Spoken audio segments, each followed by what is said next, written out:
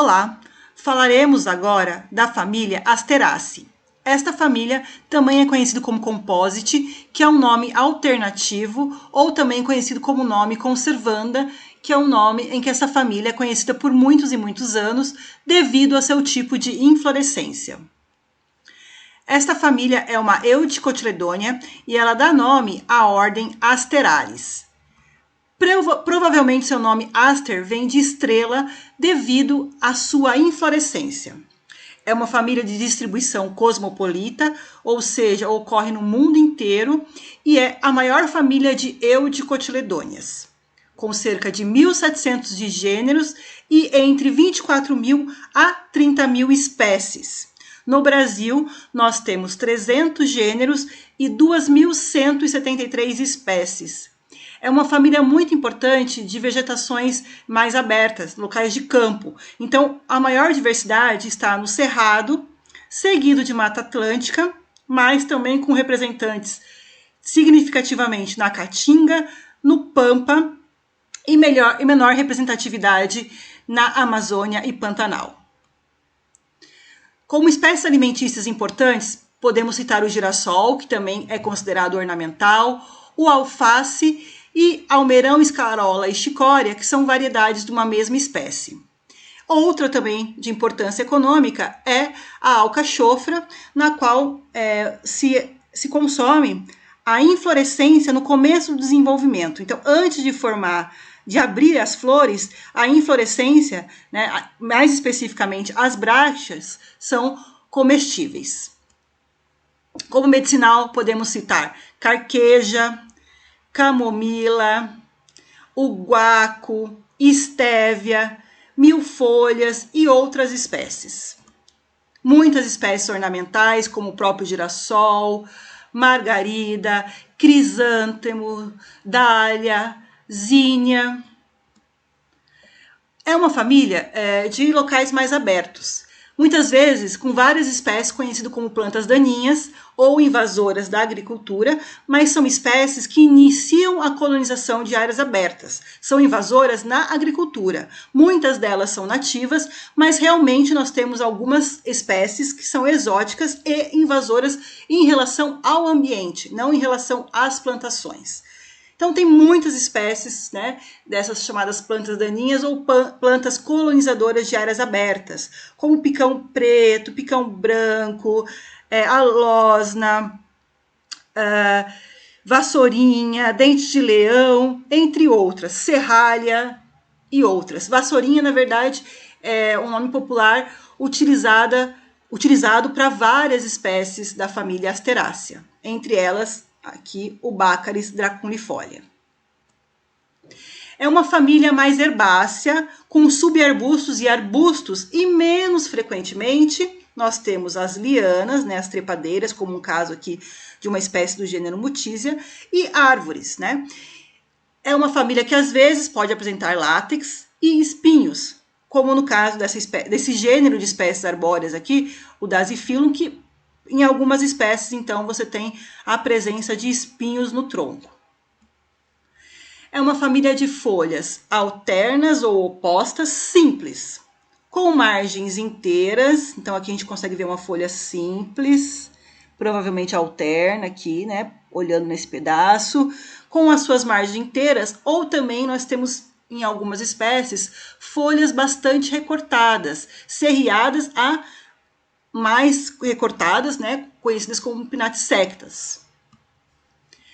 Algo muito típico da família é o tipo de inflorescência, daí o nome composite e também, provavelmente, esse aspecto aqui, que lembra uma estrela, deu nome à família. Então, o capítulo, que é esse tipo de inflorescência, é típico desta família.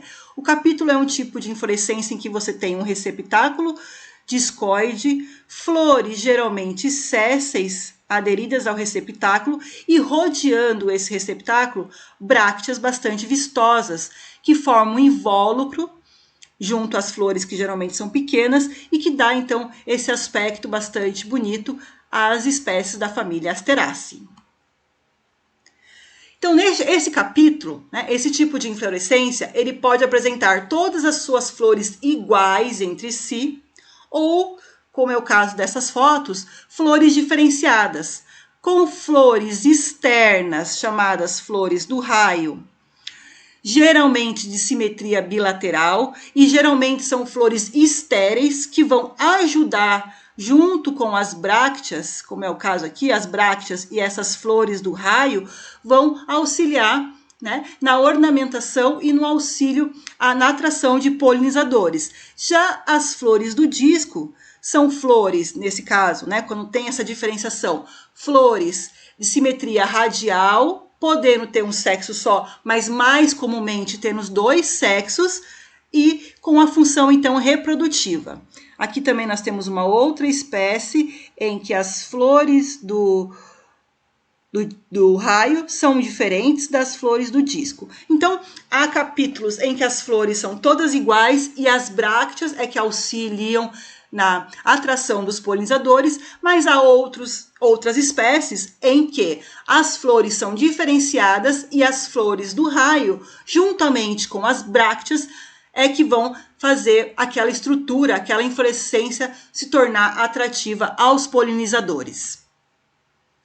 Muito comum nesta família é ter o seu cálice transformado em um papilho, um cálice cerdoso ou plumoso que vai auxiliar na dispersão do fruto, como vamos ver a seguir. Corola pentâmera, 5 pétalas, geralmente fundidas entre si, com 5 estames, e algo muito típico nessa família é ter estames sinantéricos. Os estames sinantéricos, eles são grudados pelas anteras. A foto aqui a gente não consegue ver com detalhe, mas nessa porção aqui abaixo desta parte aqui, que é a parte feminina, que é o estigma, nós temos aqui os estames, e eles são grudados pelas anteras e os filetes são livres. Então, é um típico disposição, né, e fusão dos estames muito comum na família Asterácea, os estames estarem grudados pelas anteras, e antera de abertura ou deiscência longitudinal. Como eu disse anteriormente, as sépalas, muitas vezes elas podem ser diferenciadas ou de forma plumosa, cerdosa, que vai auxiliar então na dispersão do fruto, ou às vezes com ornamentos e ganchos, que vão servir também na dispersão do fruto, mas não pelo vento, mas nesse caso aqui, aderindo à pele do animal. Então podemos ter frutos sendo dispersos de forma anemocórica ou epizoochórica, né? Através do corpo, né, da pele, da pelagem do animal. É uma família de ovário ínfero, então aqui nós temos várias florezinhas e o ovário fica aqui abaixo do que nós temos aqui, sépalas, pétalas e estames. Então, um ovário ínfero, geralmente com um óvulo só, bem grande, que está preso na base.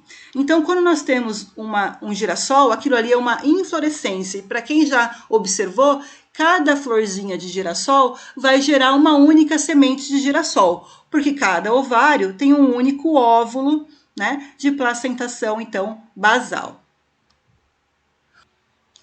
Esta família apresenta um fruto especial conhecido como cipsela, que é um fruto seco e indeiscente, ou seja, que não se abre, que se origina a partir de um ovário ínfero e tem estruturas acessórias como, por exemplo, o papilho.